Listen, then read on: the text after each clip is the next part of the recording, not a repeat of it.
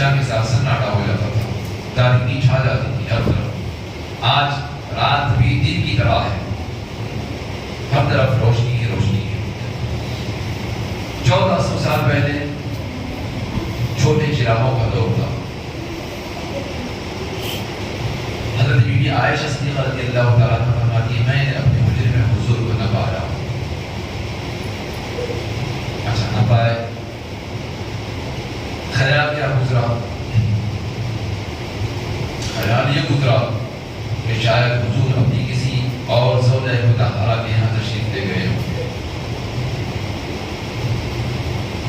Be be عائشہ صدیقہ رضی اللہ تعالیٰ عنہا فرماتی ہے فَإِذَا هُوَ بِالْبَقِيعِ، جو مدینہ پاک جا کر آئے ہیں وہ جانتے ہیں مسجد نبوی جو سرکار کا روضہ مبارک جہاں پر آج ہے وہی بی بی عائشہ صدیقہ رضی اللہ تعالیٰ عنہ کا حجرہ ہے۔ جہاں پر حضور کی مزار اقدس ہے وہی اما عائشہ کا حجرہ ہے۔ وہاں سے بقیع تک کا راستہ کتنا ہے؟ کہ بغیر روشنی کے کوئی کہہ سکتا ہے کہ میں یہاں پر کوئی گئے ہوں گے؟ معلوم کیسے ہوگا؟ کافی دور کا فاصلہ ہے، مسجد نبوی کافی وسیع ہو چکی ہے۔ جو سرکار کا روضہ اقدس ہے، سرکار کی مزار مبارک ہے، وہی کیا تھا؟ بی بی عائشہ صدیقہ رضی اللہ تعالیٰ عنہ کا حجرہ تھا۔ حضور وہاں تشریف فرماتے ہیں۔ بی بی عائشہ فرماتی مجھے خیال گزرا کہ حضور کسی اور زوجہ مطہرہ کے یہاں تشریف لے گئے ہوں گے۔ میں نے کہ سیدھا وہی پہنچ گئے۔ جانا کدھر تھا؟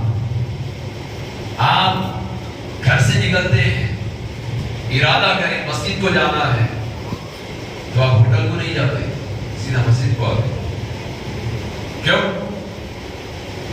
آپ نے ایک اپنے اندر ارادہ بنا لیا ہے، فیصلہ کر لیا کہ مجھے یہاں جانا ہے تو آپ وہاں جائیں گے۔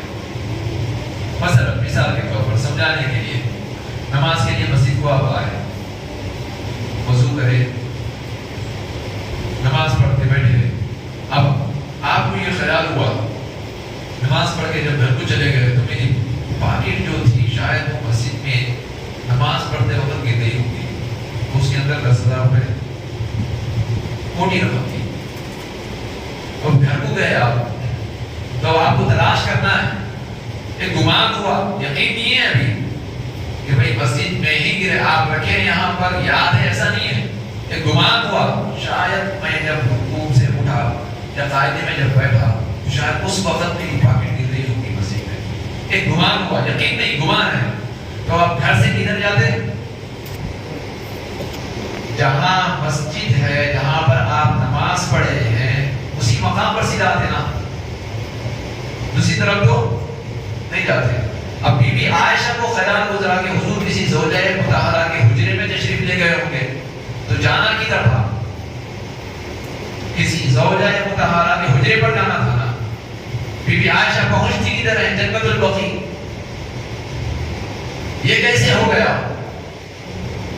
یہ کیسے ہو گیا کہ خیال تو کسی زوجہ مطہرہ کا اور قدم بقیع کی طرف، قدم بھی ادھر ہونا تھا جدھر خیال ہے، لیکن خیال ایک طرف جاتا ہے، قدم ایک طرف جاتے ہیں، یہ کیسے ہو گیا؟ اب یہاں پر دو باتیں بیان کی گئی۔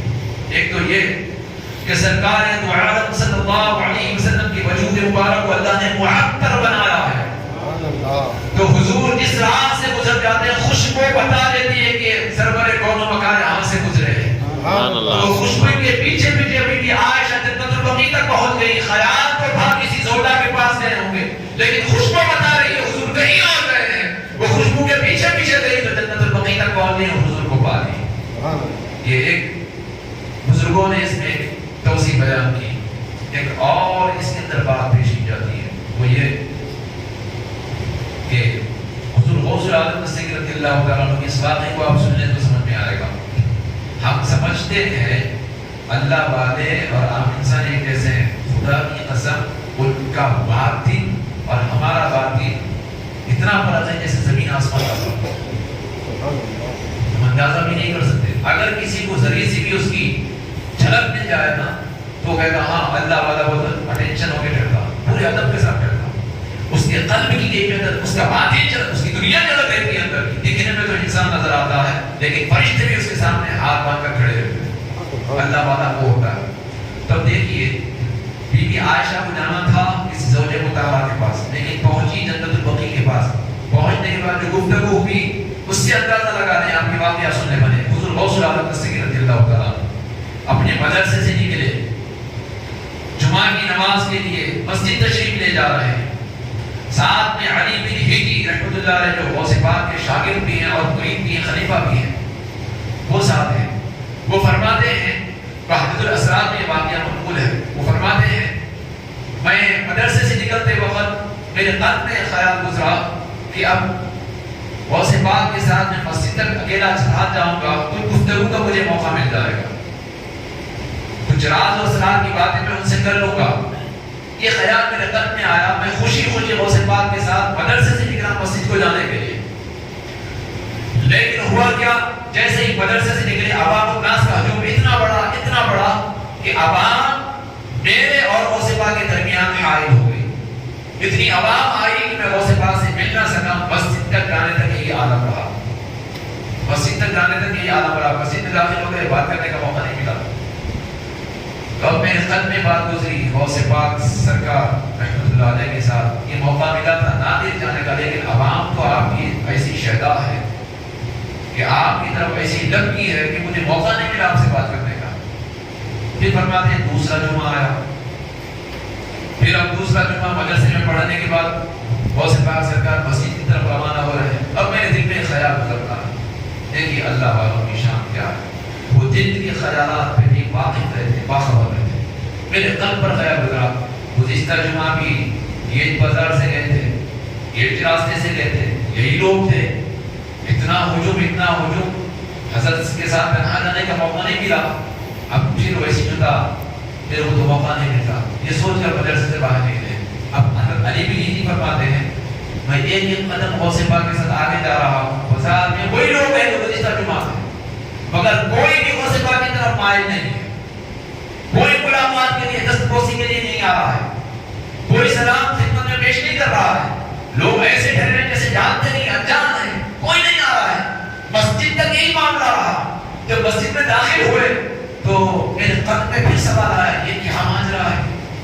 گزشتہ جمعہ یہ عادت تھا کہ میرے اور غوث پاک کے درمیان اتنی مخلوق حائل ہو گئی کہ میں ملاقات نہیں کر سکا برابر۔ اب معاملہ یہ ہے کہ وہی جگہ ہے، وہی لوگ ہیں اور غوث پاک بھی وہی ہیں، ساتھ جا رہے ہیں، کوئی پرکھ کر نہیں دیکھ رہا ہے، دستبوسی کے لیے نہیں آ رہا ہے۔ میرے قلب میں خیال گزرا، یہ خیالات کی بوچھار میرے دل میں ہو رہی تھی۔ بڑے پیر مسکراتے ہوئے میری طرف دیکھے، فرمایا اے علی بن ہیٹی، میں عبد القادر ہوں، دلوں پر حکومت کرتا ہوں، جب میں چاہتا ہوں کہ مخلوق کو اپنی طرف بلاتا ہوں، جب میں چاہتا ہوں کہ اپنے سے مخلوق کو دور کر دیتا ہوں، یہ میرا اختیار ہے۔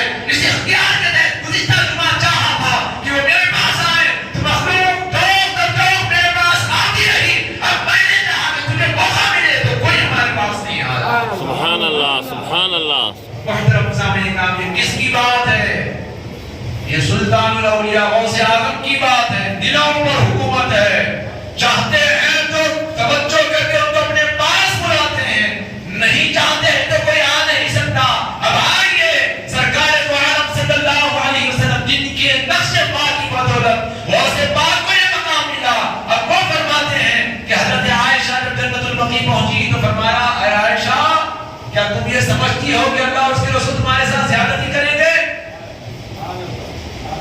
حضرت بی بی عائشہ کے قلب میں حجرے میں خیال آیا کہ حضور کی باڈی میرے حجرے کی ہے، کہیں اور زوجہ کے پاس گئے ہوں گے۔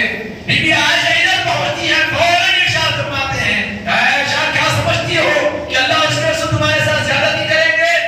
محترم سامعین کرام، بزرگوں نے فرمایا یہ اشارہ ہے، حضور نے بتایا میں محمد رسول اللہ ہوں، دلوں پر اختیار رکھتا ہوں۔ عائشہ تم تو حضور کی طرف جانا چاہتی تھی، میں نے اپنے اختیار سے تمہیں جنت البقیع بلا دیا۔ سبحان اللہ، سبحان اللہ، اللہ اکبر، یا رسول اللہ، یا رسول اللہ۔ یہ سرکار دو عالم صلی اللہ علیہ وسلم کی شان ہے۔ محترم سامعین کرام، قربان جائیے اپنے نصیب پر، اللہ نے ایسا حبیب عطا فرمایا ہے ایسا کریم نبی عطا فرمایا ہے جو دلوں پر حکومت کرتا ہے. محترم سامعین کرام، وہ خوش نصیب ہیں جن کے دلوں کو اللہ نے اپنے حبیب کی محبت سے سرشار کیا ہے. مالک تیرے اس کرم کا ہم شکر کیسے ادا کریں، تو نے اپنے محبوب کا امتی ہمیں بنا دیا. محترم سامعین کرام، حضرت عائشہ صدیقہ رضی اللہ تعالیٰ عنہا جنت البقیع پہنچتی ہیں. حضور فرماتے ہیں آج 15ویں شعبان کی شب ہے. اللہ تبارک و تعالیٰ آسمان دنیا پر حضور اجلال فرماتا ہے اور بنی کلب کے بکریوں کے بالوں سے زیادہ تعداد میں لوگوں کو دوزخ سے آزاد کرتا ہے. حضور جنت البقیع تشریف لے گئے زیارت قبور کے لیے، اور جنت البقیع مدفون جو حضرات ان کے لیے دعائیں مغفرت کے لیے. تو محترم سامعین کرام، یہاں پر بزرگوں نے فرمایا آج کی شب اپنے مرحومین کی قبروں کو زیارت کے لیے جایا کرو. آج کی شب اپنے مرحومین کی قبروں کو زیارت کے لیے جایا کرو. یہ کوئی بدعت کا کام نہیں ہے مزارات بنانا، یہ اللہ کے رسول صلی اللہ علیہ وسلم کی سنت مبارکہ ہے.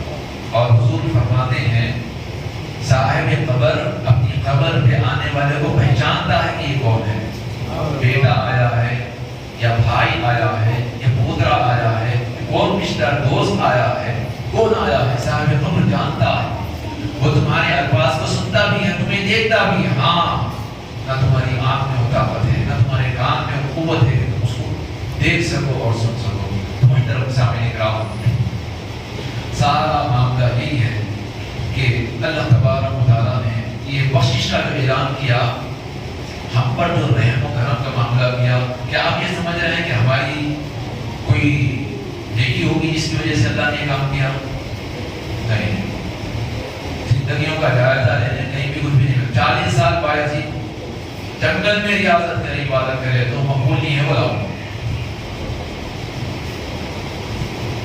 ہم لوگ ہاں فجر بستر میں، ظہر بازار میں، عصر بھی بازار میں، مغربی بازار میں، عشاء بازار میں.